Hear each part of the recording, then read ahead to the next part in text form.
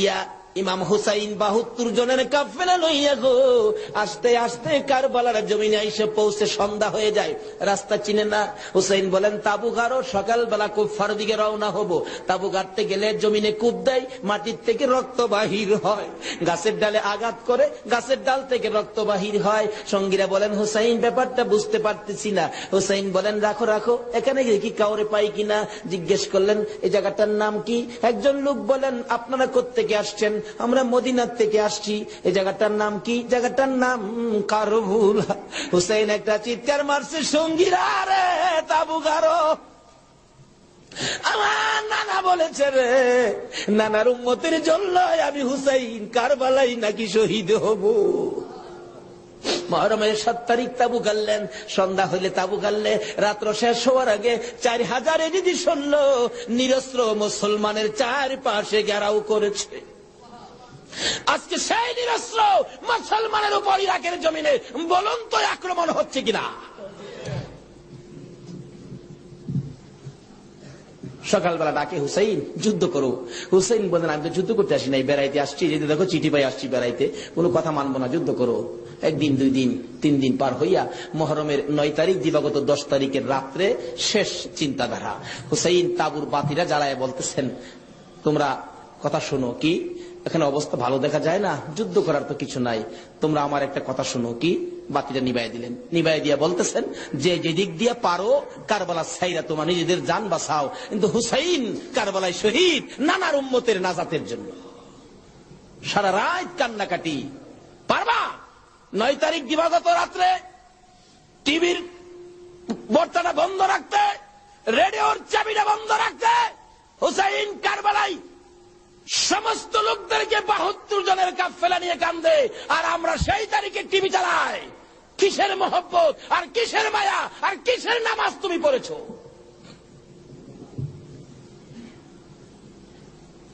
যদি কথা দিতে পারো ৯ তারিখ দিন গিয়া রাত্রে টিভি আর চালাবো না, আর গান বাজনা করবো না। হুসাইন তোমার জন্য ওই ফুলসিরাতের কিনারে দাঁড়ায় থাকবে।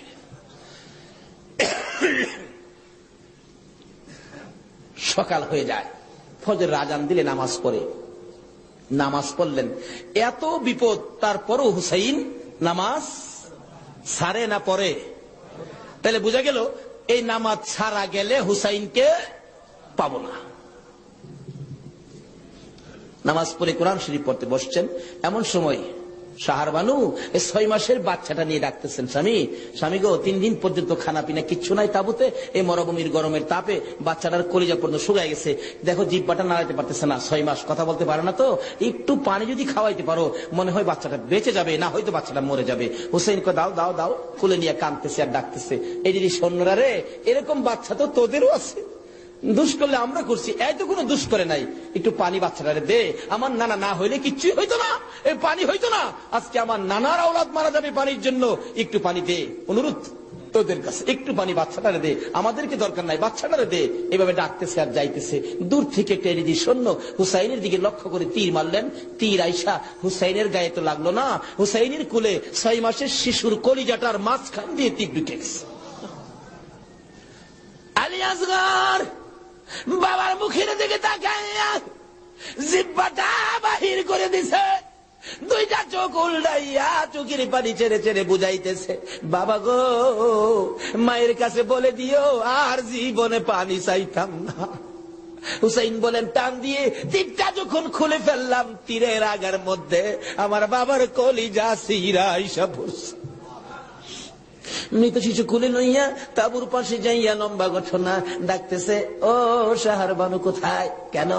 এই যে নাও তোমার ছেলেরে পানি খাওয়াইছি, বেরিয়া দেখে মা দুকিনি বাবার জিহ্বা বাহির হইয়া রইছে, চোখ 2টা উল্টা লইছে, বুকের মধ্যে রক্ত দেখা যায়, চিৎকার মারছে, বাবু আমার বাবা কুল পানি খাইছে গো। এই জমিনে যে নবীর জন্য সব বানাইছো সেই নবীর উম্মত পানি পায় না, তীর খায়া মরে আর কলিজা মানে না। এইভাবে কাঁদতেছিলেন। মুহররমের 10 তারিখ সকালবেলা আলী আকবর 18 বছরের পালোয়ান দৌড়াই আসছেন। মা কেন কান্দো? দেখাইলেন, দেখো তোমার 6 মাসের ছোট্ট ভাইয়ের অবস্থা। আলী আকবর দেখে আর সহ্য করতে পারে না, রক্ত হাতে নিয়ে বলতেছেন, মাবুদ গো, এ রক্ত সি কসম খাইলাম এ যদি সৈন্যরে ছাড়বো না।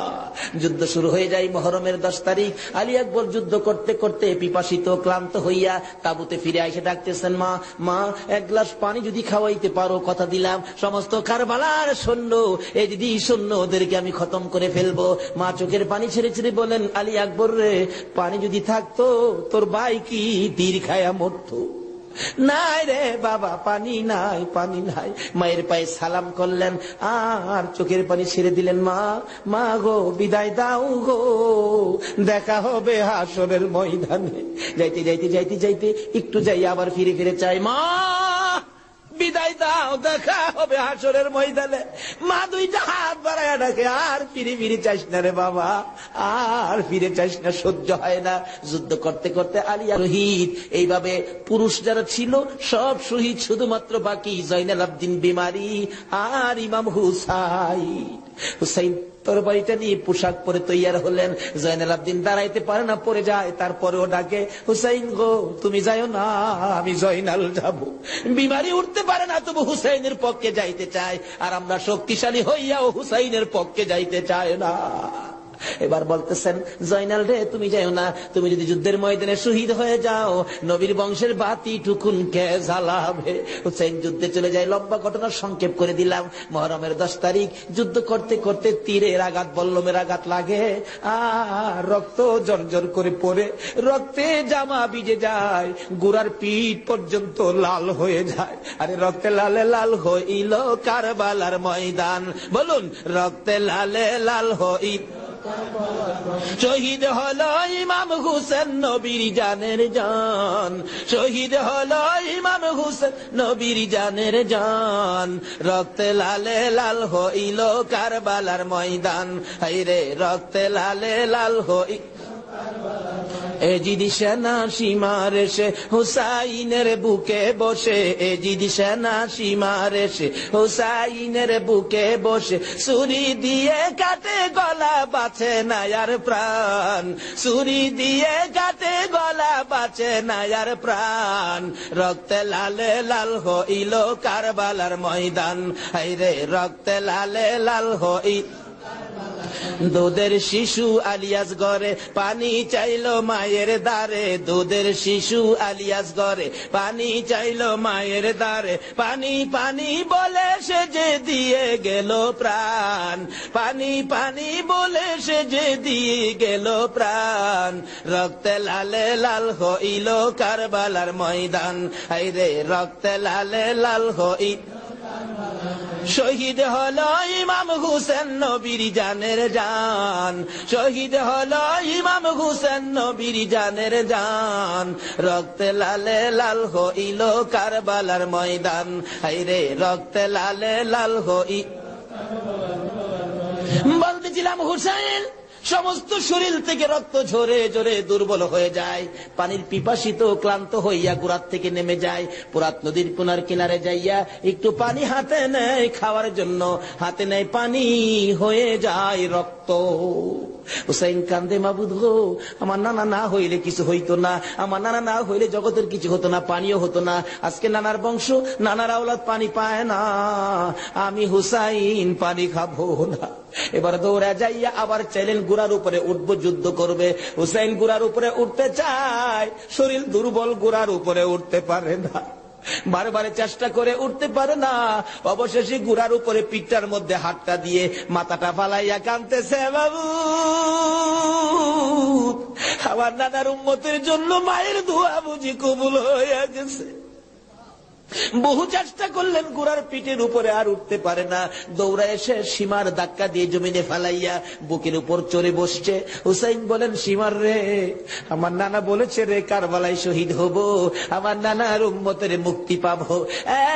সীমার, আজকে জুমার দিন আমার 2 রাকাত জুমার নামাজ পড়ার সুযোগ দে। ও নবীর উম্মতেরা, নবীর আশেকেরা, হুসাইনের আশেকেরা গো, এই 2 রাকাত নামাজ জুমার নামাজ ছাইরো না, আমার নবীর শাফায়াত নসিব হবে না। রক্তে লাল হইয়া যদি হুসাইন 2 রাকাত জুমার নামাজ পড়তে পারে গো, আজকাল থেকে কথা দিতে হবে জীবনে কোনদিন জুমার নামাজ ছাড়তে পারবা না।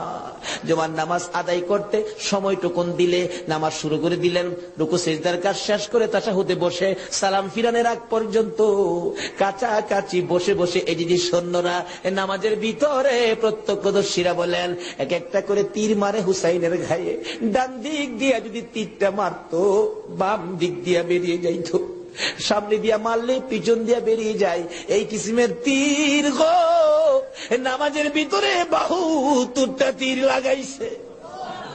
হুসাইন সালামটা ফিরাইয়া নানা গো কইয়া কালতে কালতে জমিনে গড়াগড়ি শুরু করে দিলে। নিষ্ঠুর পাষাণ এই যদি শূন্যের সীমার গলা কাইটা মাথা আলাদা করে দিয়ে গেছে। হুসাইন শহীদ হয়ে যায়। ওদিকে দিয়ে ডাকতেছে।